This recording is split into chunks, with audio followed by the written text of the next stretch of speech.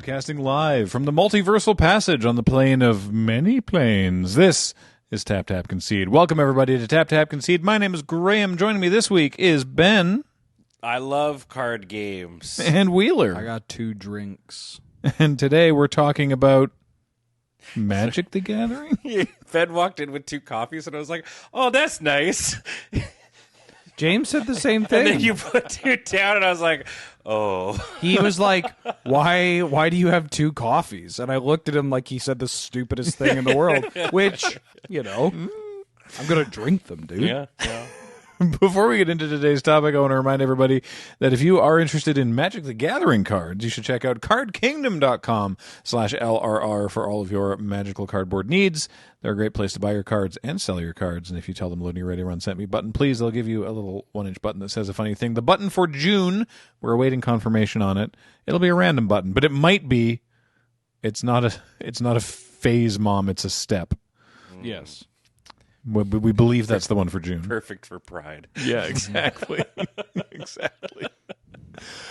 You wrap those sleeves up in the best sleeves. Wrap those cards up in the best sleeves you can get. Great, nailed it.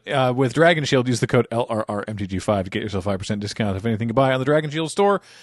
And of course, and most importantly, everything we do here at Loading Ready Run is brought to you by you and your kind support of our Patreon or subscribing on Twitch or becoming a member on YouTube. However you're able to support us, we really appreciate it.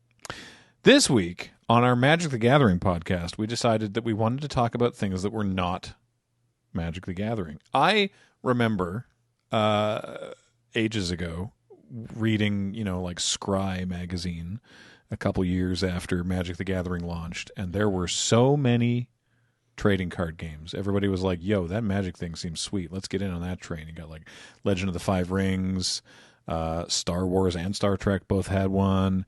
There were so many different card games, and none of them lasted very long, but Magic did. And it feels like we're in the midst of a second. There may have been some smaller ones in between, but it feels like we're in the midst of a second TCG boom, or at least there's a lot of them that seem like they're doing pretty cool, and we felt like it'd be a good idea to talk about the landscape of trading card games that are not Magic the Gathering, but potentially how they relate to Magic as well. And that's what we're going to do today. Yeah, Magic the Gathering, through the lens of competitive play, has entered its century-long humiliation ritual. And so you have players that are fiending for competitive play kind of hitting this crossroads of like, do they care about the gameplay, which like Magic has always been able to leverage? Of like, I mean, come on, dog, it's Magic. It's Magic the Gathering. It's the best game. Or like, does this company respect the competitive integrity of the game? Or not saying that Wizards flat out doesn't, but like certainly the focus on competitive play has taken a back seat to the infinitely more popular and lucrative method of Commander. And so, they kind of go like, well, do I keep playing Magic the Gathering because it's Magic the Gathering? I mean, it's Magic the Gathering. It's Magic the Gathering. Or do I want to dip my toes into something where a company is very forward about like, hey, we have a competitive scene with a prize pool, with like the infrastructure built around supporting this and future events like this. Yeah, I mean, there's something to be said, I think, that especially if you're looking at, becoming like a competitive-y card gamer, or even just like getting into card games in general, I feel like card game or TCG enjoyers like hitting the ground running when something brand new comes out to like check it out, right? Like it's always, I think that's also just human nature, right? Like a new TV show hits and you're like, okay, great. Or like for like a long running franchise, a new series drops and you're like, cool, I can hit the ground running with this. Right. And like, so that the aspect of being there for set one is always really enticing for, I think, a lot of people. But yeah, I think you're right in saying that like right now it feels like everyone is trying, they're I don't want to say cashing in, but they're seeing a moment of weakness in a TCG giant, I think, and are kind of like, I don't know if they're trying to capitalize on that. It's just these card games are coming out at a time where people are maybe looking elsewhere for their TCG fix. Right? I'd probably say, I mean, less of a weakness because I mean, have you seen how much money they make? Yeah, that's why I mean, like from a capital. But there's just, and these are all companies. That's ultimately their goal is to make so much god darn money. Like, I feel like none of these other games are realistically looking at Magic the Gathering and going, we can unseat the 600-pound gorilla. That's the mentality that caused all those games that came out in the early days to no longer exist. Exactly. But I mean, Magic is so big and so far in the lead that it's like, if we could be the second most popular TCG, that would still be very lucrative. Yeah. I mean, Magic is the most successful TCG in North America. That's true. I guess we're probably not going to be talking much about one because there's a lot in Japan that are very popular as well. Dual Masters or Duel Pokemon. Monsters is bigger than Magic the Gathering in Japan. Yeah, and Magic for I can't remember. This was a couple of years ago, but like Magic was like 8 of the top 10 from like when you were looking at like Eastern TCGs. Doesn't Wizards also make Duel Masters? Yeah. Yeah. I mean, but like they got the coming and going. Yeah, Japan has a very particular not just Japan, China, Korea, they all have a very particular culture around card games and like what they value in the card games. And you can even get more granular with like what they value in Magic the Gathering and whatnot. And so it changes. And obviously that's not a perspective we all have firsthand. I wonder if this is like an idle thought that we don't have to drill down on, but I wonder if in the same way that like we might look at a card from like a Weiss Schwarz card game that's popular in Japan and be like, oh cool, this is so anime and neat. I wonder if they're looking at Magic the Gathering and being like, boy, this is a very American card game. That's cool. I mean, certainly with the push of Universes Beyond, I would say, yeah, for sure, right? Like the amount of recognizable franchises that are going within the card game, I think, could be doing that. For sure. I also want to mention that despite all the completely correct and justified derision that I point at Yu-Gi-Oh for how it looks, that Yu-Gi-Oh has been around for a while. Yeah, it's been coasting along for quite some years. Yes, but part of to kind of tie it back to what Ben was saying is that like there's the hole. I see it as a hole in like the market, right? Like it's Magic's moving away from competitive play slowly every single year. And other games are looking to capitalize on that, right? They're not trying to be the new Magic. And so, you have stuff like Flesh and Blood that is like so forward in the competitive mindset. They're like the game came out and they're like, we are designing this for people to play competitively. We are designing this for you to play in tournaments and min-max to your heart's content. Yeah, they had a pretty strong like grassroots kind of right out the gates. They were like, we've already scheduled our queues and major league. But I would say that another reason why some of these games are popping up, not just because of like the resurgence of card games after the pandemic, but because the other two games that people see as being the top dogs, right? And if we're talking purely for physical card games as well, Pokemon and Yu-Gi-Oh, you should try buying Pokemon cards to play. It is like impossible. So depressing, dude. My hookup, the way that I figured out how to do it is I have to go to Europe. I have to talk to my Connect that ships me German foil Magic cards to buy from Card Market, because the Europeans, they're not all about slabbing every single they're thing. Not and people who like sleep outside the vending machines in Toys R Us. Yeah, I'm sure there's some of that, but not as much. We did a story on Checkpoint this previous week. By the way, if you're only watching us for Magic the Gathering stuff, hi. I'm going to be talking about other YouTube channels that we have and operate during this episode. One of them is LRRVG, which is video game focused. We do our weekly video game news show Checkpoint.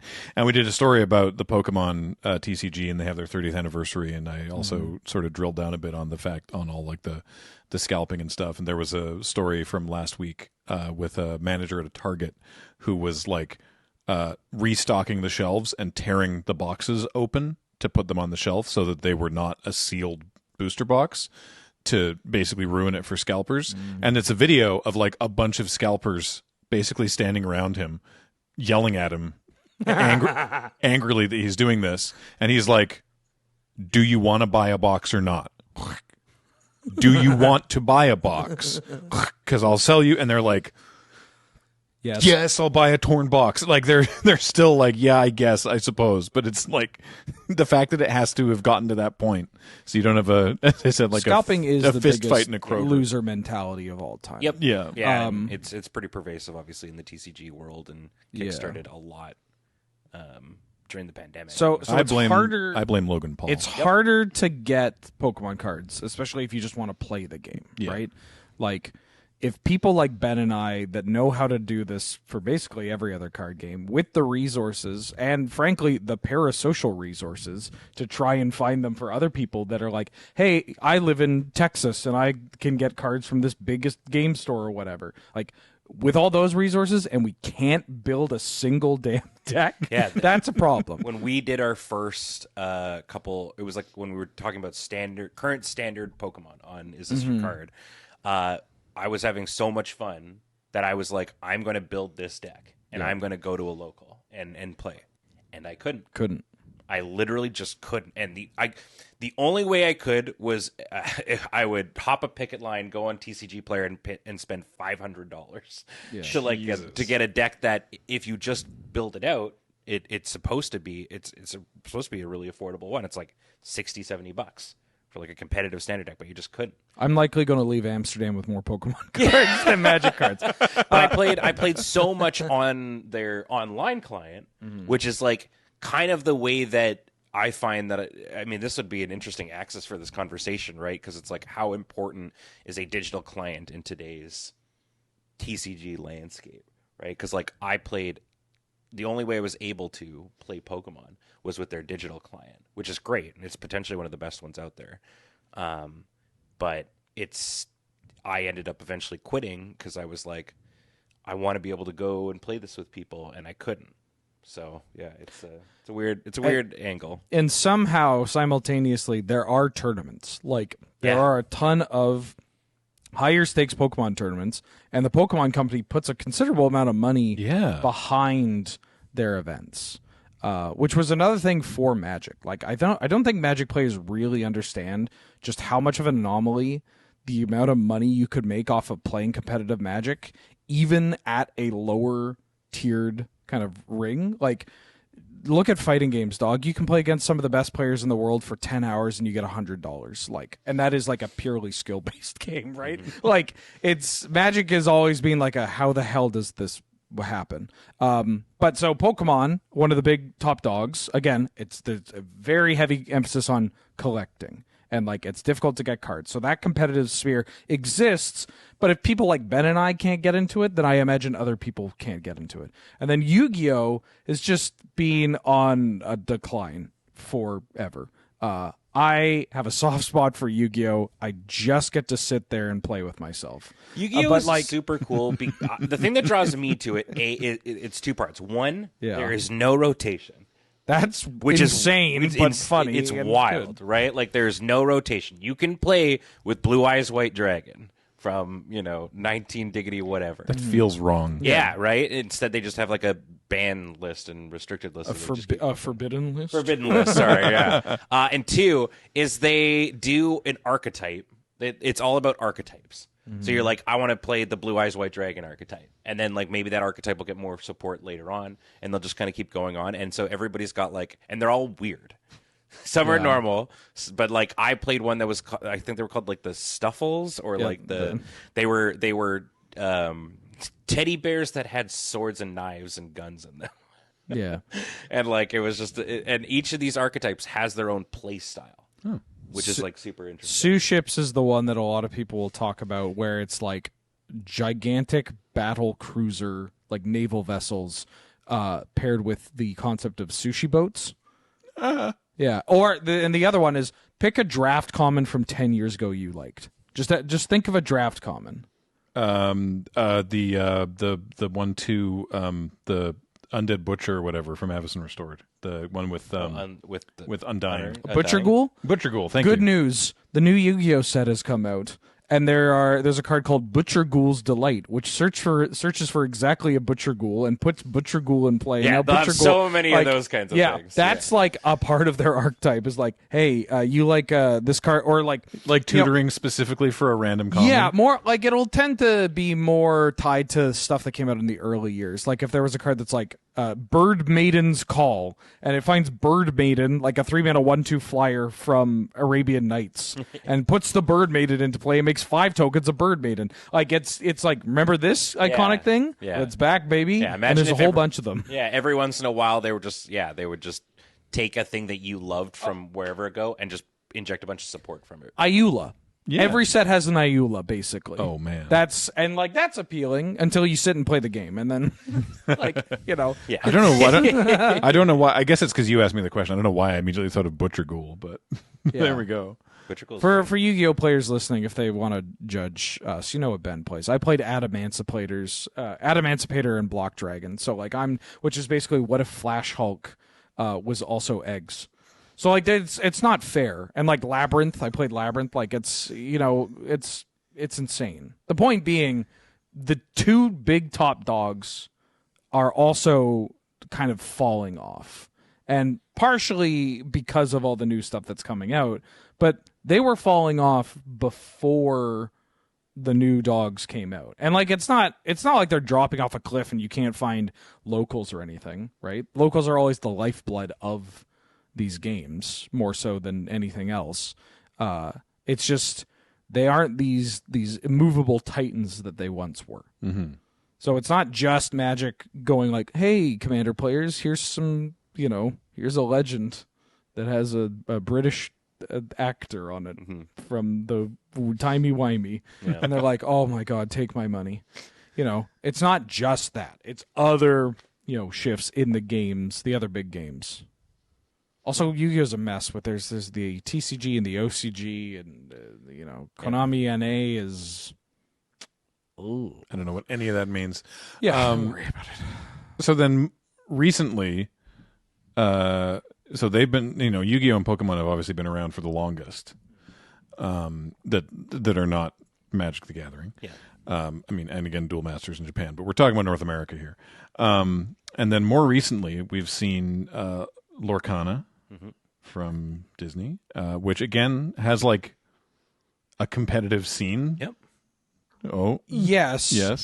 Lorcana is not to like stop on this game, but this game has been an anomaly to me where like it's weird. Hey? I played card games. I don't know if you two know about this. And so the algorithm on like YouTube especially is like, you should watch more card game stuff, including meme videos that are like how I react to different card game players or whatever. And so this is anecdotally, but I've seen like so many of these videos, and they only have one joke for Lorcana, and it's like, really? You still exist? People play this? Anecdotally, I was in a shop, like an LGS, and somebody came in to ask about Lorcana on the day that like a new set came out. They're like, I didn't bring it in because last time it happened, nobody wanted it. I like sold $30 with this product. That said, they just had a bunch of tournaments at the end of May with like fully capped at like 2,000 plus players playing for like actual factual money. Yeah, I was going to say like they have their world championships like at Disneyland. Yeah, which I mean that's obviously a bit one of in like bit of a Atlanta, flex. one in like kind of sick. Lille. Like these people exist. So the memes say like nobody plays this game. Dead game. Lol. But like there's still events where it's like, yep, people are playing and making money off of it, and yeah, Yeah, the gameplay itself in Lorcana, I think, is neat. Like I do. I've had fun when we've played it. Yeah, like the concept of like inking your cards and whatnot. Like so, I mean that is probably a huge thing here, right? Is every card that it seems like every card game that has been coming out has been like, okay, so the first thing we're doing is we're shooting lands. We're done with lands. Like obviously coming off of like a Match of the Gathering mindset, right? And so a lot of them like Flesh and Blood, Lorcana, Riftbound. Well, Riftbound not necessarily. Riftbound still is like a basically. What's the other one I'm thinking of? Star Wars Unlimited. Right. These are ones that it's like you kind of just build your deck and then your cards become Okay, You know, yeah, like got it. your You resource play base and mental stuff. magic. Yeah, right. Yeah, I do like the way that Lorcana has done it, where some cards can be inked and some cards can't, and so it's like more powerful cards, probably can't be inked, but then now you're potentially running low on resources. Inking in terms of Lorcana, by the way, is you turn it basically into your resource. Yeah, it becomes a land. You have a hand. You have a hand of cards, and then you can choose optionally to be like, this one. You have to reveal it because, like Ben said, some of them can't be inked. But you go, this one is inked now, and you just turn it face down, and then it sits there, and it's your lands basically. Yeah, but it's like when it comes to Lorcana, to me, it's like it's got the good gameplay, but it is the one that I'm like, I'm not jiving with the IP. I enjoy watching a Disney film. You know, I'm not here to play Donald Duck. It's funny too because it is weird, I guess. Like I grew up on, we're at the age of like, we grew up during the like Disney Renaissance, right? With like the Aladdin and Little Mermaid and Lion King and Beauty and the Beast and all that. Mm-hmm. So we would have seen that when we were kids, and so I look at the cards and I'm like, oh yeah, cool. Like, oh yeah, no, I know all of this. This is great. But similarly, I'm an adult now, and I'm not going out of my way to be like, oh hell yeah, I cast Jiminy Cricket. I'm not like, yeah. It doesn't. I agree with you. I recognize it, but I don't. It's honestly, it's the same way I felt about the Teenage Mutant Ninja Turtles Magic set. I was like, oh yeah, I watched this when I was a kid. Cool, I guess. Okay. Like I don't. Yeah. I didn't really. It's not sparking like a big thing in me, right? Yeah. Yeah. So yeah, there's. There's Lorcana. We've played Lorcana. Honestly, I had fun with Lorcana. I have my sort of main complaint from the time that we played it. From the times that we played it, was that converse to Magic is that you're not taking your opponent's life total down. There's actually not really combat per se. Mm-hmm. You can interact with your characters and your opponent's characters. There is interaction there, but there's not really like a defined violence, but you do get you're counting up. You're trying to get your lore count up to 20 rather than reducing your opponent's life total down to 20. And I found that fairly often, that's just from like a game complexity angle. You'd be in a position where you're sort of like, it's my turn, but there's nothing I can do. As soon as I pass the turn back, I lose. Yeah, because like the game concept is like you're able to quest, right? Which is just you're turning your card sideways and your point total goes up. Yeah. And like you can't, and like Magic where you can't block. You're like in Magic you can block that from happening. Even if you're like, I can play like 7 creatures. I have 7 creatures now on this side, but I can't stop you from just turning your guys or whatever. Yeah. And again, there's a lot when you are so deep into Magic. There's a lot of stuff you got to unlearn for other games. There's stuff I've had to unlearn for Riftbound and for Lorcana as well. But that's definitely the one where I'm just sort of like, It's tough because again, the game systems of Magic are kind of just the best. Yeah. And so, like, you can. I think it's been the most fleshed out. Yeah, sure. yeah. They have the benefit of being old, Mm-hmm. right? And like they've the systems have been refined, and there's like an actual rules document describing all of them and extensively. And when you become so like tied to Magic, playing something that does something different. Can be a benefit if you're like, you know what, I hate getting mana screwed and now I never get mana screwed. That feels pretty good if that's like a concern. But also the like, hey, why can't I block? Why can't I stop this? Or why is it so difficult? And like, the like spikier answer is like, well, why did you ever put yourself in a position where you were going to lose because that's fair. Why'd you lead yourself to that position? But like the answer is I don't know. Games are hard, and so like most games play out like there will be games that just play out like that. So maybe you should accommodate for that in a way. I mean, that was kind of the concept too that you and I ran into, where it was just like a big thing that was really hard for like Magic players coming to Riftbound, is that there's no such thing as like, Magic players are so very used to the amount of times you get priority during your opponent's turn. And a lot of games don't really have that. In fact, a lot of games, like, Pokemon, for example, you put your hand down, you sit there, and you let your opponent take their turn. And it's back and forth like that, right? And like Riftbound, so many players are like, coming from Magic, are like, on your end step, I'm going to play this and draw some cards. And it's like, nope, that doesn't exist. And it's just like, well, that's dumb. And it's like, well, is it dumb? Is it like I don't know. I don't necessarily I don't think it's dumb. I think it's one, different, and two, different in a way that removes a skill expression that Magic has allowed players to have, and then removing that, and they're like, well, where'd it go? And it's like, it went into different points of the game. You need to express skill at those points of the game and not this. But like, it's so hard if you're like, dog, I've been casting end of turn, Brainstorm or whatever my whole life. Like, why can't I do it here? Absolutely. Yeah. I mean, so yeah, let's talk about Riftbound. This is the League of Legends card game, which only launched in October and was designed. Yeah, Origins came out in October. That was in October. Yeah, that was no. And I mean, it was designed in like only a little over a year. Yeah. And A, you can kind of tell, but B, it's pretty effing impressive for how little time they did manage to do it. Yeah, I've been really enjoying kind of touching on what we were saying earlier, just about like the different sort of. I like that people are playing or are creating card games that feel different than I am a person playing some creatures and I'm turning those creatures sideways to attack your life total. And like Riftbound's a great example where it's like you're not attacking them. The concept is there's these battlefields and you're sending your dudes to those battlefields to hold and capture and make your point total go up, similar to like we were saying with Lorcana. It is. I think we've all said that like Magic exceeds in its rule system where it feels like if you have a question, it's very easy to go like boop boop boop.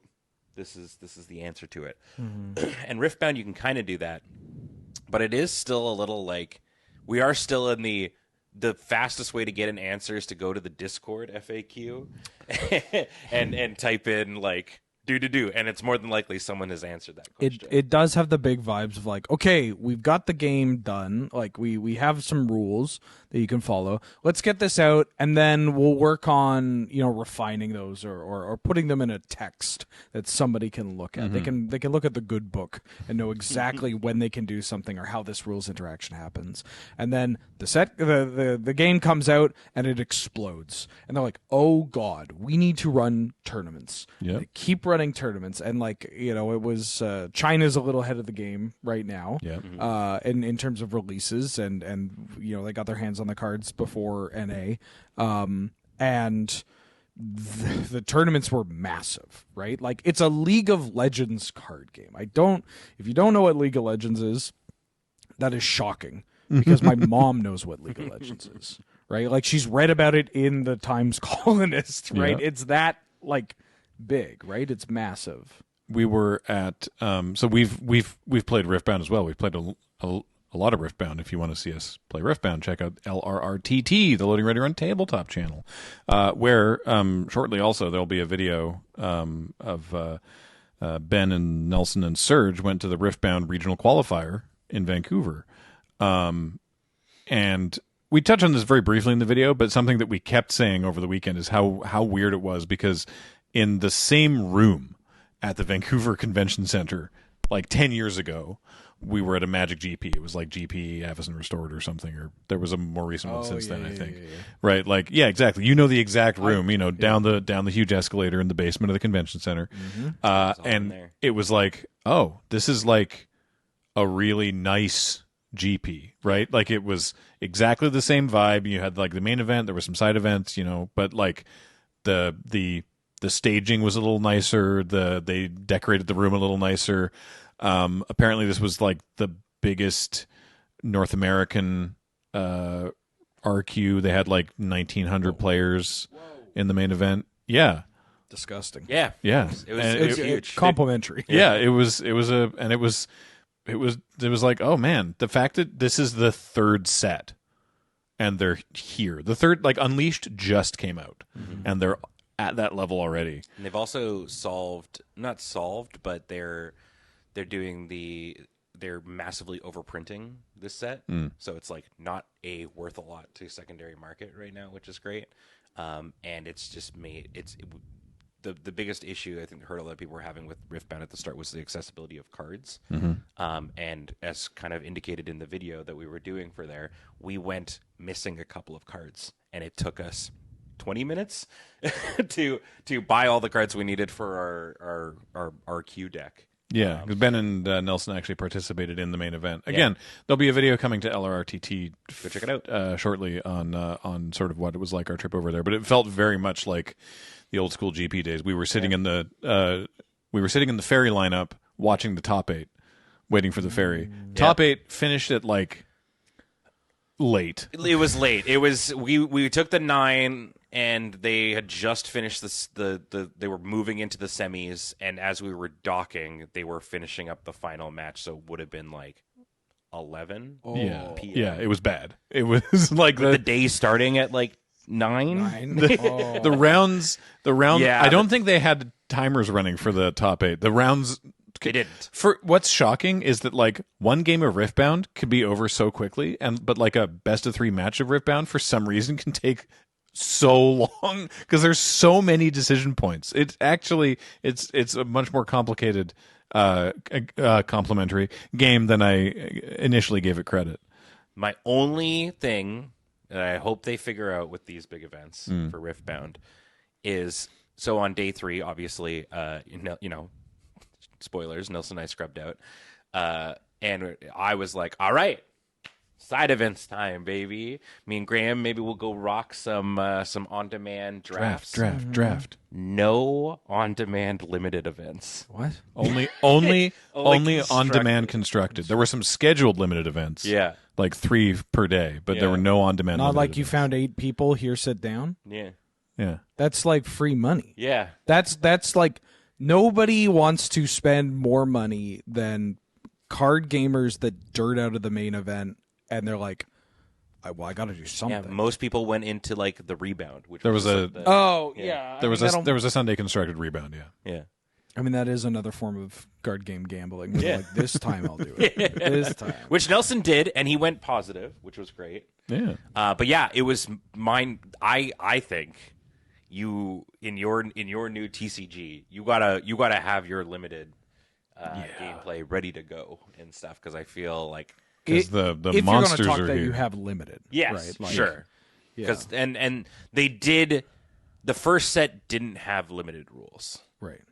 It had sealed, or they were working on sealed. Yeah, you basically got. I mean, for the first set, you basically got like an intro deck, and you fought intro deck. You fought an Yeah. intro deck, and you got like a booster or two to supplement. Yeah, when I went to that summit, they were like the second set is going to have like a proper pre-release with sealed, and those rules are almost finalized, and draft is something that we're looking at. And now they sort of we went to like the creator area where like various Riftbound content creators were hanging out, and in there they were like, we're trying this out because it's weird and goofy, and it was basically like a chaos draft with like 1 pack of Origins, 1 of Spirit Forge, and 1 of Unleashed, and that didn't really work, but it worked enough. It was fun, but like, you know, it's odd. The sets are a little insular, I think, with some of the mechanics, Yeah. which is fine. Sets are allowed to do that. and stuff Parasitic like that. mechanics, as Magic would have it. Yeah. So speaking again of Riftbound sort of being another TCG existing in the shadow of Magic the Gathering, obviously Riftbound was made because I think this is known publicly, but we know this as well, that like a lot of the people that worked on Riftbound, and especially their lead designer, are formerly of Wizards. And I know that when Dave Guskin was up here for a Riftbound event that we did, he was talking about various design things, and he said that like when they started, he was like, okay, so we're gonna do the resource mechanic just like Magic the Gathering, because that's the best. It's just the best way to do it. You got your resource cards, they're in the deck. You shuffle up, you draw your hand, you got your resource cards, and you play the game just like Land and Magic. And other people on the team were like, but what if But what if we think that's bad, actually? What if we try something else? And he was like, okay, I guess we'll try something else. And then they tried it, and they were like, oh, this is actually much better and more interesting. Not better, but this is more interesting and different and better, I think, for this game than the land is. Lands are, not to make this a side thing, but very quickly. Yeah, no, do it. You have to, I think. Lands in this are conversation. incredible. Like, I think the mana system in Magic the Gathering is why it works and why it's popular for a variety of reasons: gameplay, collectability, customization, personalization, whatever. Like, it is another skill expression. But you can't do it again. Like, how are you are not going to do lands better than Magic, and if you do lands worse than Magic, then it's what some people think lands and Magic is. Right. Like, you know what I mean? Yep. It's like, you can't do it better, and if you try to do it slightly different, it often comes out worse. So you got to do something else. And I think that Riftbound is the nice harmony of that. Yeah. Of like, you still have expression with what your split is. You have an expression in how you recycle those sources, and you don't have to deal with the like, oh, I got mana screwed. Because when you do, it's your fault. Yes. Yeah. And So like, that's huge. Again, for someone watching who doesn't know about Riftbound, you have your deck of the cards you actually play with, and then you have a secondary smaller deck of your runes, and every turn you get 2 runes. So it's the same with like Hearthstone. You get like one power mana crystal every gem? turn, mana gem every turn. So you add 2 runes to your permanent sort of resource zone. And cards cost, you have to exhaust or tap or whatever, some number of the resources. But some cards you have to tap some of the resources, and also as an added cost, recycle it, which is you take one, and it can be one that's tapped, and put it on the bottom of your rune deck. And sometimes cards will take 2 or 3 of those. And so it is a really interesting mechanic, I think, You're just shifting through that deck. Yeah, of getting into a position of like, if I do this now, then I recycle, then I won't have enough. I just won't have enough resources next turn to cast this big thing. How do I want to do this? And it is, as you say, that's a one point in the game where you do sort of have that skill expression of like, this is, figuring out the strategy around how you use your resources and when in Riftbound, I think, is actually really, really interesting, and I'm glad that they went with it. The counterpoint to that is I would say my big criticism against Riftbound, apart from how long a best of 3 actually takes in practice, is that you do have you've got your deck, and then you've also got your runes deck, and then you've got your champion legend, and your chosen champion unit. And these are all separate things that you can't mix these together, even though you cast the champion and then maybe it dies and then it goes into your graveyard. After the game, you got to pull it back out before you shuffle up again, because it starts in like a little sort of command zone-y spot. But not the signature spell. The signature spell always lives in the deck. You did forget your battlefields and your sideboard. Yeah, and your battlefields. Oh God, it's so many fiddly bits, and so it's like, from a gameplay perspective, love it. Yeah, right. But Wheeler and I have experienced this whole extra decks thing with a bunch of these TCGs that have been coming out, because it's like the Gundam game has a side deck, the One Piece TCG, or a separate deck that is just your resources, and it's like, the concept is neat because it to me, what it is it is a physical manifestation of Hearthstone's runes of gem system. As if unless you're like doing a resource recycling thing like Riftbound is, and I do hate it a little. I hate having multiple different decks. There was a brief period of time too where Riftbound was like, you can't actually sleeve all your cards have to be the same sleeves. And people were like, that's dumb. I'm going to shuffle my runes in all the time, right? Especially because they have the runes have different colored card backs, too. Yes, yeah. But it's like, there is something, too, where it's like, you have a stack of cards, and if it's Magic cards, like, what is that? This is my deck. And it's like, you have a stack of cards for Riftbound, like, what is it? Well, this is my deck, then my champion, then my sideboard, then my battlefield, and these are my runes at the bottom. Yeah, it wasn't how I carried my deck around. Yeah, I was like... I had this, and then I flipped it for the next bit in the box, and then I flipped it for the next bit in the box, and it was basically making a little sandwich the whole way. Figuring out how to stack my Riftbound sandwich was exactly a thing that happened on the weekend as well. Yeah, I'm like, God dang it. Ooh, a Riftbound deck box that has like separated. Yeah, just like the kind of cardboard box that just has like, no, you just need one. You just need little dividers. I need the deck and the not deck. That's it. Yeah. Or like deck, runes, not deck. But then where's your sideboard? Oh, shit. Yeah. Okay, yeah, you're right. You're right. And then another game that we've played on the channel. I have no experience with this one, but we played it on the channel a couple times. Is the Star Wars Unlimited? Oh, thank God. What were you gonna? What do you well, think I was just worried you were going to mention. Talk about One Piece. Oh, no, man! Please stop, man. God, we played some. No, you know what? Let's talk about Star Wars. I've heard good things about it. I've heard it's good. I'll talk. The One Piece TCG? No, the Star Wars game. Oh God, that makes sense. Yeah, it is. It's a good game. You don't strike me as the kind of man that talks to many 18-year-olds with raps of anime raps on their Honda Civics. Yeah. No, I try not to. Yeah. Sorry. Star Wars, huh? I was about to say, there's somebody in town who has a Metroid wrap on their car that I've seen driving around, which is very cool. But yeah, Star Wars. I haven't played it in a while, but I liked playing it. Mm-hmm. It seemed fun. Yeah, it's another one of those kind of games that technically you're counting up in a way, but you were still doing MTG style combat with like the ability. But like, it's interesting. I think actually an axis that we haven't necessarily talked about that a lot of games kind of work is like when you're doing combat in a game, who has the control? Is it the defender or the attacker, right? So like Magic's a game where the attacker or the defender is very much like in control, I think, when it comes to combat stuff. Math is for blockers. Yeah, exactly, right? And like, but then games like Hearthstone, you know, the attacker gets to go, and this guy's attacking this guy, and this guy's attacking this guy, right? And so Star Wars is a little bit more defender oriented, but like you're always kind of just going like, I'm attacking. You know, the attacker gets to pick where if they're either going to the base or if they're going to the things.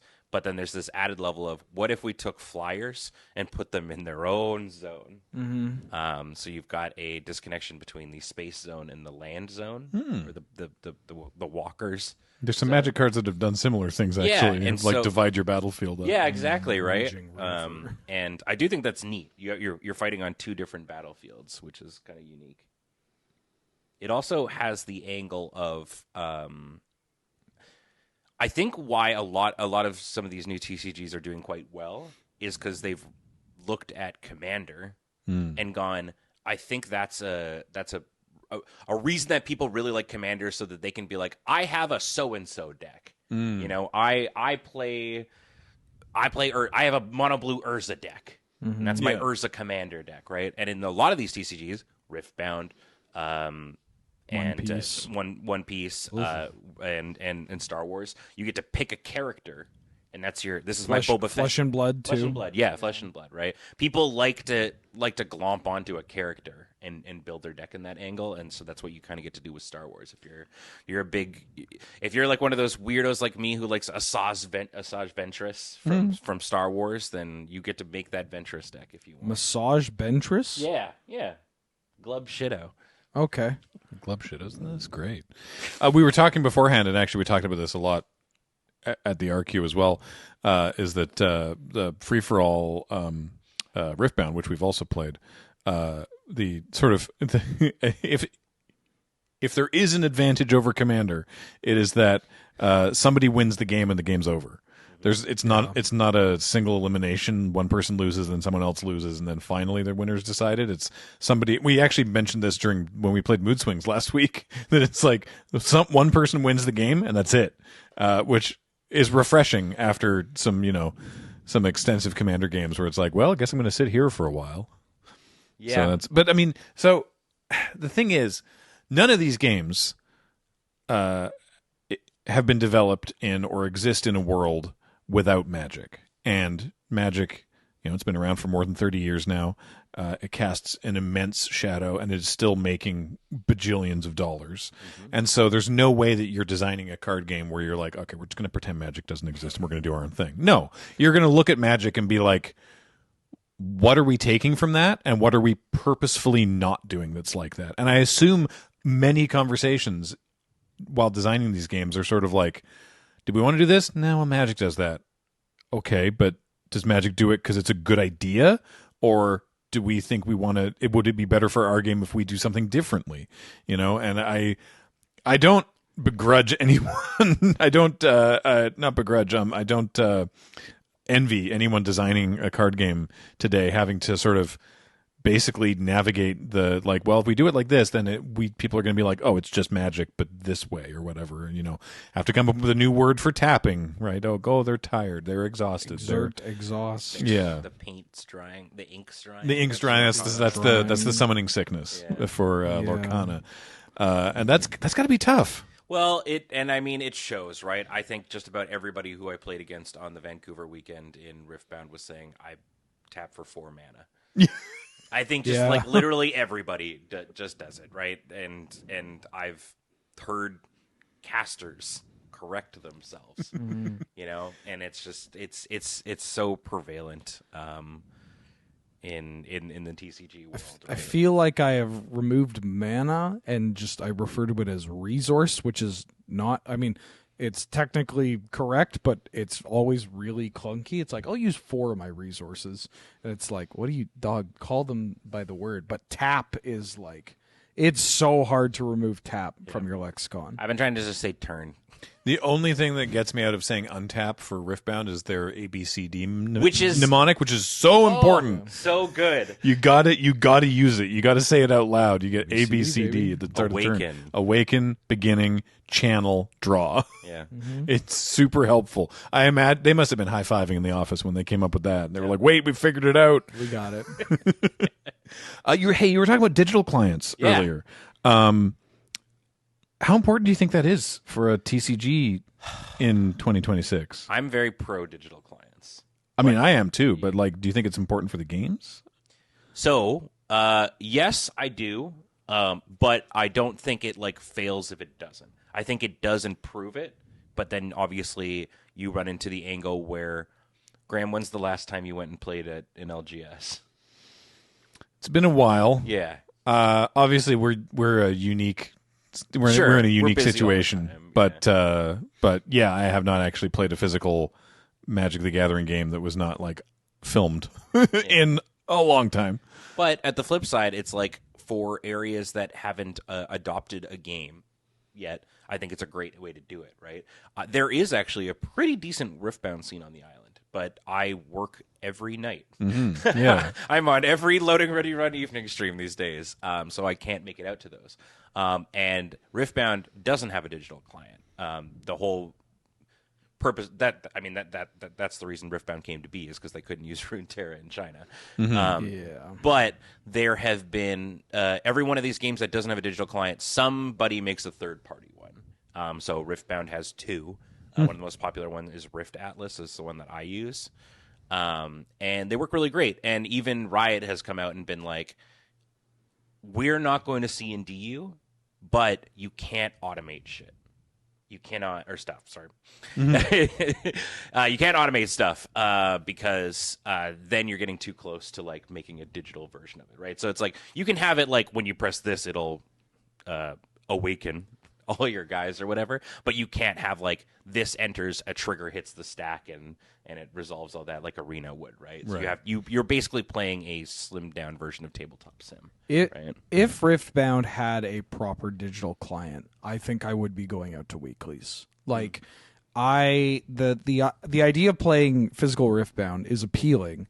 The idea of using the one night that I have either the energy or just I have free to play Riftbound as opposed to playing Canadian Highlander or whatever is not appealing. That might shift if I feel, and part of that is because if I go to physical Riftbound, I'm probably going to get my ass beat. And I'm okay like getting my ass beat a little bit. And like if I practiced in an official capacity where I could also see like an official ranking or a leaderboard, like that does wonders for a player like me to be like, oh, I am getting better. I am like, oh, I hit Mythic. Now it's time to go shark these tables and then get my ass beat. That's great. I'll do that. But like without there's not a ton to convince me to like kind of to chase the dream. Yeah, you know. I think it's also just an incredible learning tool. I think That too. Yeah. I think a lot. I feel like I really got to grips with Magic when I started playing Midgo, Yes, where you can see you get every Yep. stoppage, you get every phase, just like boom, boom, boom. I think that would help me a lot with Riftbound. Sometimes people ask me Magic, like when I was actively judging and like actively, playing in a competitive manner, like I would always make sure to play my decks on Magic Online so that I knew how it all worked. And like people would ask like a judge call or something like, hey, how does this interaction work? I'm like, well, I ran into that in that league, and it worked like this. So it works like this. When we started playing Magic, people would be like, how do I learn how to play the game? And we'd be like, Duels of the Planeswalkers. Sure. We would recommend the digital client, right? Like, I played more Riftbound at the Riftbound weekend than I've played all of our on-camera games combined. And I came away from it being like, wow, I now I get it. And I want to play more. I won't because I can't, right? But it's like, I got the reps in that weekend, but like I would like to do it. Well, I mean, Tuesday at 1 p.m. in the Loading Ready Run studios, we have a Zisser card, the new weekly stream over at twitch.tv/loadingreadyrun, where it's real easy to convince us to play Riftbound. Yeah. Speaking of which, again, on LRRTT, the tabletop YouTube channel, we've got 2 streams of Riftbound from a couple. I mean, we've done more than that, but we've got 2 streams of Riftbound from a couple weeks ago, in advance of the RQ, so you can see some constructed there if you want. But I think having a digital client early on is more important than later. In my opinion, of a thing's life, which is kind of interesting, right? Because it's just like it's a lot of stuff it's a lot of money and time to throw into something. Very early on into your games. It's funny that Riftbound specifically doesn't have one because they are such a digital first company, but it is like a philosophical thing of like, no, for now at least, we intend Riftbound to be paper only. Yeah. Also, speaking of the paper, I gotta say their card quality is really nice. Their cards are thick. Yeah. The cards feel nice and they don't, pringle as much, but the cut is sometimes a little whack. Yeah, that is true. There is sometimes a little bit of like extra like material and stuff like on around the and not to sound like I'm trying to find something wrong with the cards. They are a little too thick. Honestly, they're a little thicker than they need to be. As somebody that has been sorting the Office Riftbound collection over the past, week or so, like they're a little too thick. I feel like maybe they thought they had to though, because your main deck is only 40 cards, and the deck would be in draft. Yeah, in draft it's a 20 card deck, dude. And if that was Magic card size, it would be nothing. Maybe it's a sick plan to be like, check out our new card game. People are like, damn, these are high quality and they're so thick, and then they decrease the quality to save some money, and people will notice, but they'll be like, oh, it's only like a really nice Magic card instead of something completely different. I just want something a little less than the like oversized Commander card kind of thickness, But yeah, I mean, like the last point I'll say in the digital front was, I remember I was like, I am going to get into the new Digimon TCG. Oh. The new Digimon TCG, when it first came out, I was super into. And the game was good. But it had nobody was playing it in the area at all. But it was like huge in Japan. And in, more metropolis. Like I think there was a scene in Vancouver too. There still is, and the game's still going and it's doing well. But I really had no way to play it. And I imagine there are a lot of Magic people who maybe live in a place that doesn't have an LGS or whatever, right? An arena allowed them to experience the hobby and stuff. And the Digimon TCG is actually coming out with a digital client this year, about like 6 or 7 years after the game came out. I feel like that's maybe too late. I don't know. They're also making an anime based on the Digimon card game. Now wait. Yeah, it's because Digimon had an anime. Yeah, that's like its whole thing. It's not still airing, is it? It probably is. It's very popular. Yeah, I mean, they're still making games. Yeah. Huh. But yeah, so yeah, I'm a big proponent of the digital client. It's what made me learn Yu-Gi-Oh after all the years and stuff like that. No digital client is what has what kind of stymied my attempts to play Flesh and Blood. Yeah.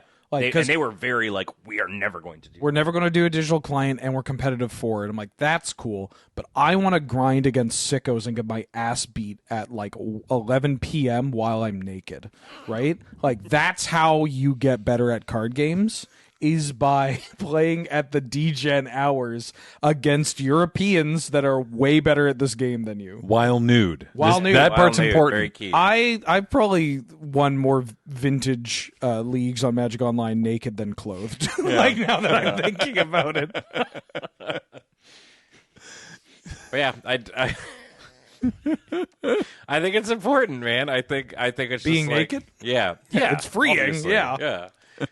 But yeah, having that digital client, I think does a lot for the game at the start, just for learning. Well, I will say, you mentioned them having Digimon getting a digital client. I might give it another shot because of that. Yeah. But if the digital client, came out when the game launched, yeah, it would probably be a completely different. Because I bounced off that game. It's just But if I had the computer walking through all the steps with me, then maybe I would be like, okay, I'm starting to understand what's important here.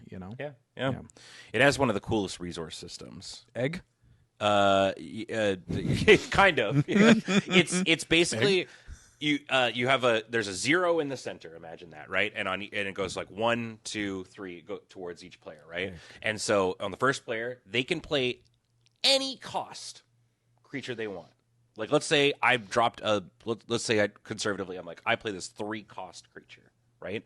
It then goes 3 steps towards their opponent, and as soon as it crosses over the 0, your turn is done, right? And now your opponent could play a 1-drop, and then it goes boop towards the 2, and then the moment it crosses over, and you're kind of exchanging resources back and forth. So you could just drop an 8-drop, but now your opponent's got 6 resources to play with. Then they can go 2, 1, Exactly, 3. right? And it's really neat. And so it's kind of this. It's called the Exceed system, I want to say. Okay. Yeah, and it is. It's cool. I dig it.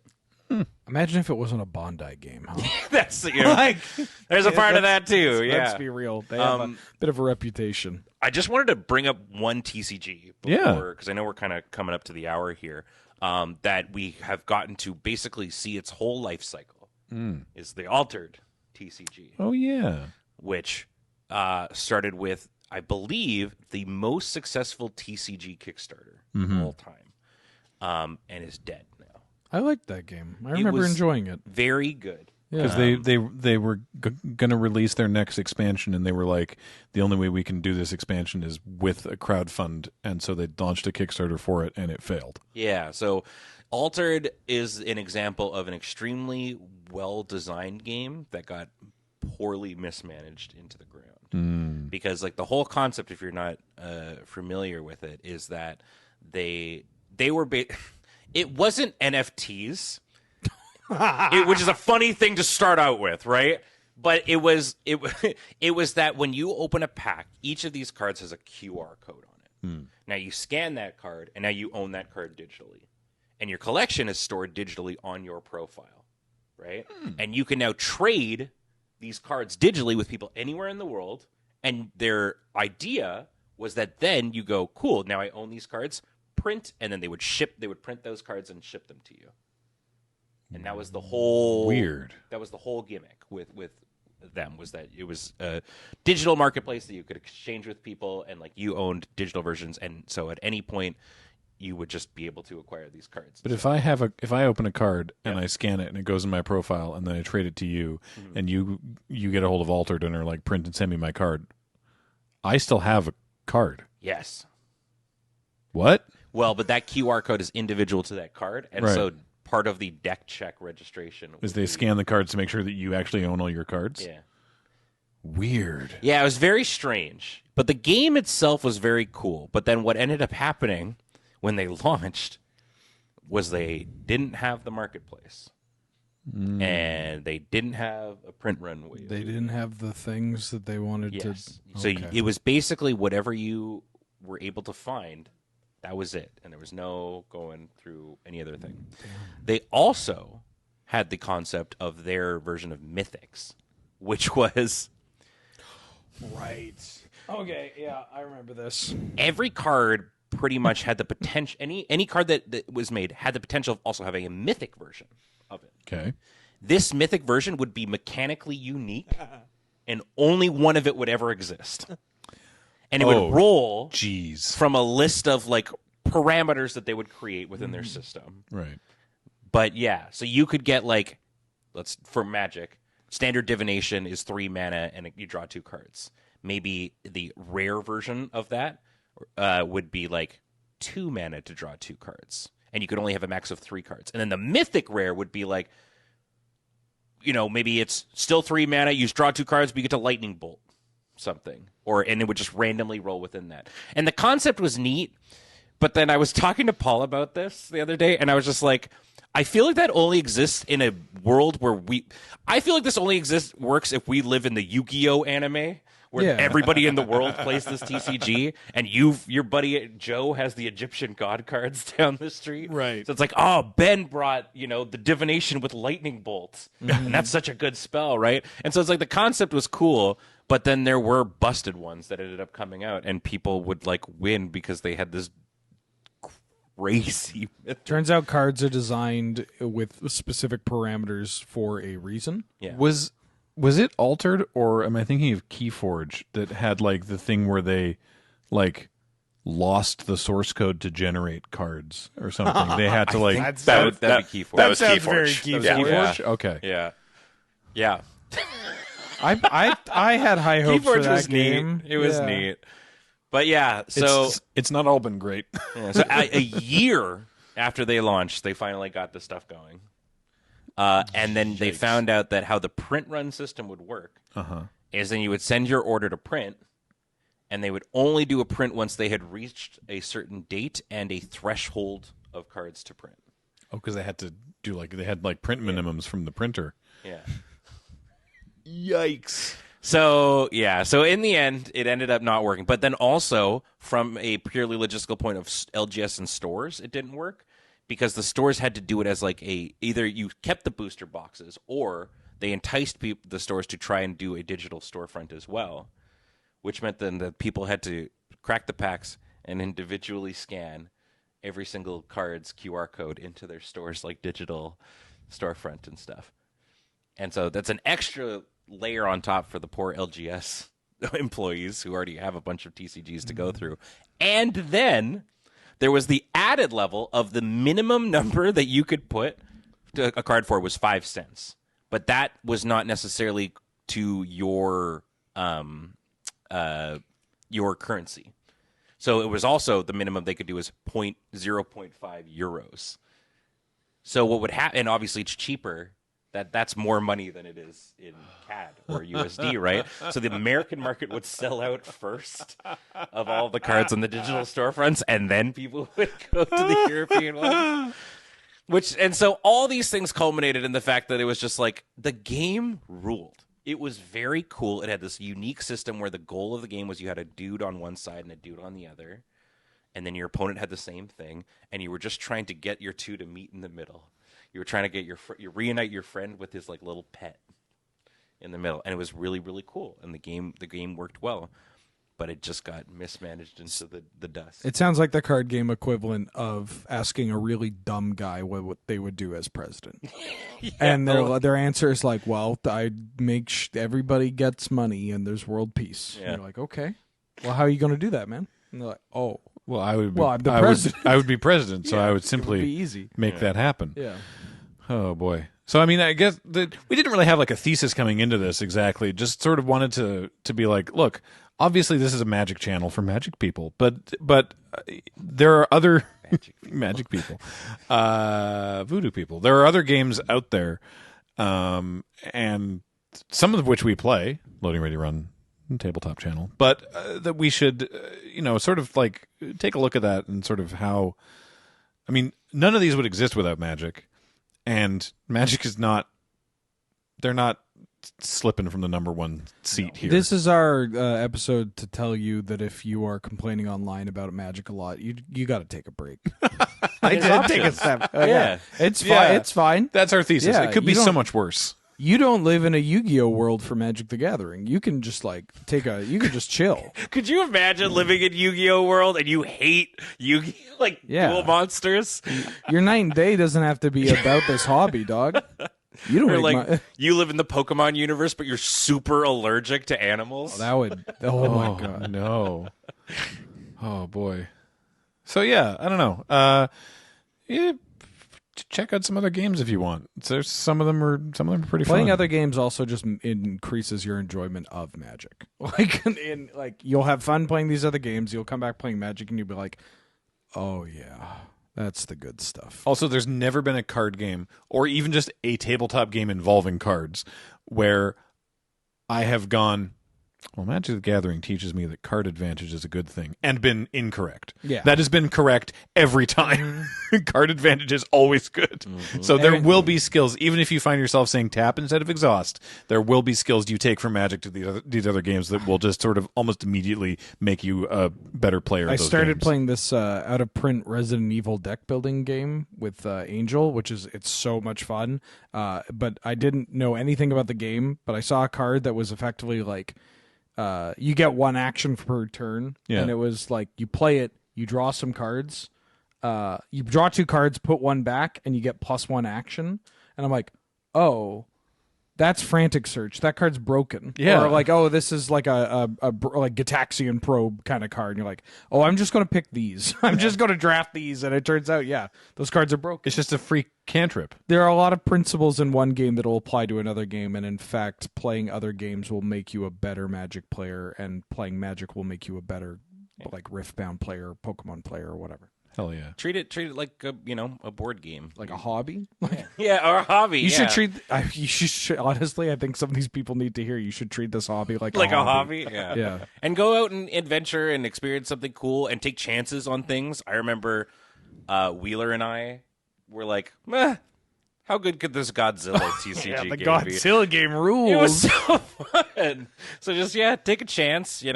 Get an intro deck of something that looks interesting with your buddy or whatever, and give it a go. Cool. All right. Well, that was a lot of fun. Thanks for joining me, everybody. If you do want some Magic the Gathering, though, you should check out cardkingdom.com/LRR. Putting the LRR on there is kind of important because it tells them that we sent you. And we do that because we think they're a great place to buy and sell your Magic cards.